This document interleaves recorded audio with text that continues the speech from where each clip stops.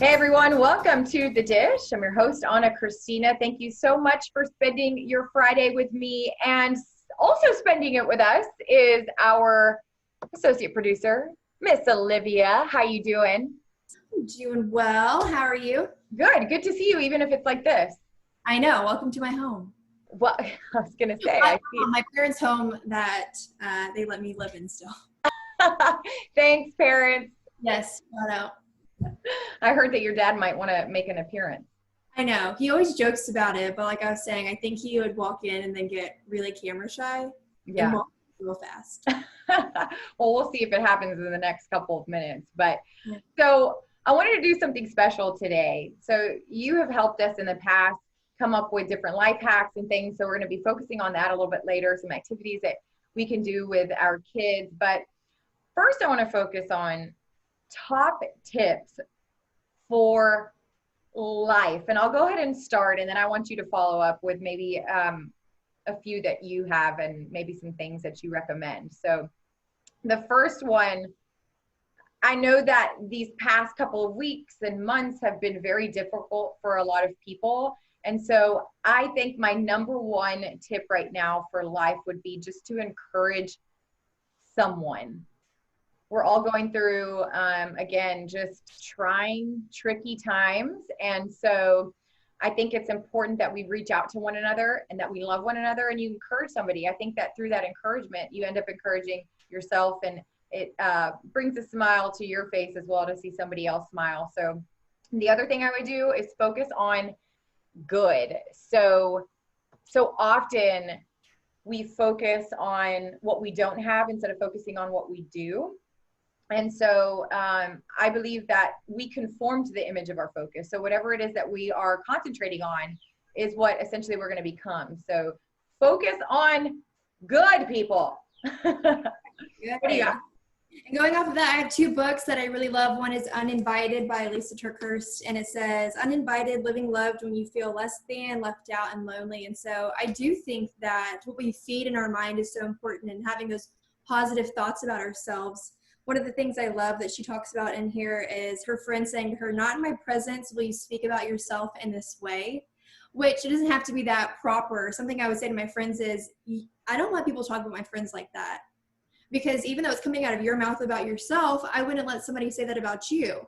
And it's something that I struggle with too. I mean, having to remind myself what I feed in my mind is what I'm going to start thinking about myself. And so just getting in control of those thoughts and not letting your friends talk about themselves in a way that wouldn't be positive as well, so you can be each other's accountability. Another book I love is Love Does by Bob Goff. And as you were talking about encouraging one another, his book really focuses on love being not just a word and a feeling, but something that we do, more of an action. And so we can encourage one another, send each other notes of encouragement during this time where it can feel really lonely. And so those are two of my favorites and things that help me. I love it. Thank you for those recommendations. I need to pick those up myself. It seems like we're on the same page here. Well, I also, summertime is here, and obviously things are going to look a little bit different in terms of vacationing and traveling, and who knows, right? Everything is up in the air. But what are some fond memories that you have growing up? Yeah. Speaking of my dad, we would always play hide and go seek with the neighbors. So my best friend Morgan lived across the street, and we'd have about, 10 of us playing this giant game of hide and go seek. And it was always that attics were off limits. No matter what, we would say it. We would look at my dad, attics are off limits. But it was always exciting because we always knew he was going to hide in there. So we would creep up to each attic and open the door. The lights were off, and he'd come out screaming, and we'd run down the stairs squealing because it was me, my three sisters, my friend Morgan. So that's one of my fondest memories as a kid, and that's something you can do at home. What about you? Yeah, absolutely. And one of the things that I think about is sleepovers, right? So I used to spend so much time at other people's homes, but also it was so cool because I feel like everybody lived next to each other when I was growing up, and it was so easy to walk to each other's houses. And so that was just so much fun, going to or bouncing around from house to house and just enjoying everybody's family. Yeah. Need to do that more often, get out, but maybe with some extra precautionary measures. my friend Morgan and I, our parents would finally be like, after a week long of flipping back and forth between houses, okay, you have to take a day off now. Right. We can hang out. We were like, no, but why? Right. Months on end if we could. Absolutely. Well, listen, we're going to have some fun things for you when we come back. Activities that you can do with your family at home. We'll be right back with more of Olivia. Hey everyone, welcome back to The Dish. Joining me is our associate producer and life hack expert, Miss Olivia. How you doing? Doing well. How are you? Good. So I know you're in your kitchen. Yes. Because you have some fun activities and different things that you can do from home with your family. Why don't you go ahead and kick things off for us? Yeah, so first thing I did was create a sweet treat. I just used vanilla Greek yogurt and chopped up some strawberries in there and let it freeze. This is a healthier alternative to a sweet treat for the kids, and you can put chocolate, coconut, whatever you want in there. That's just something delicious that's fun for the kids to make. So yummy. And Yeah. also, like you said, entertain the kids, you know, something fun to do, but then something yummy to eat later. And another one that I think about that's super easy is freeze fruit. So many of us have the habit of reaching into the pantry and grabbing snacks maybe that we shouldn't be eating. Have you ever tried freeze fruit? Frozen fruit? I have. Here's my little baggie. One of my favorites is frozen grapes. This is what I did during pageant prep to curb the ice cream craving. Sometimes I just wanted something frozen. Yes.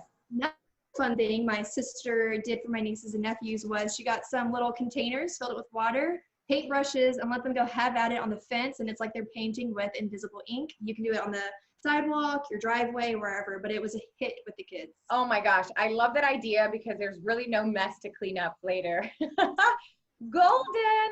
And then also something that you could do with the kids, especially if you have little ones, 4, 5, 6, 7 years old, create a sensory bin. So put some dry pasta, beans, little maybe pom-poms in there, and let the kids just have at it. You talk about entertainment for hours. Yes. I love that.